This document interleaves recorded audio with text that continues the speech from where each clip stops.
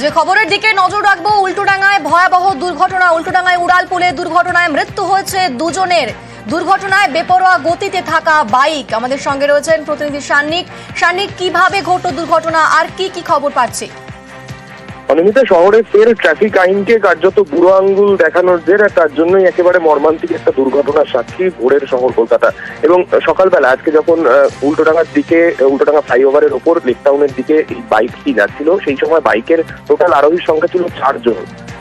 সেই সময় নিয়ন্ত্রণ হারিয়ে বাইকটি গার্ডরেলের কাছে গিয়ে ধাক্কা উল্টোডাঙ্গা উড়ালপুলের ওপর, এবং সেখানেই দুজনের মৃত্যু হয়। তাদেরকে আরজিকর হাসপাতালে নিয়ে যাওয়া হলে তাদের মৃত বলে ঘোষণা করেন চিকিৎসকরা। তারা যে দুজন মারা গেছেন তাদের দুজনের বাড়ি পিলতলা এলাকায়, এবং যে দুজন গুরুতরভাবে আহত হয়েছেন তারা বেনিয়া পুকুরের বাসিন্দা বলে এখনো পর্যন্ত পুলিশের তরফ থেকে তেমনটাই জানা যাচ্ছে। বেশ, ধন্যবাদ সান্নিক।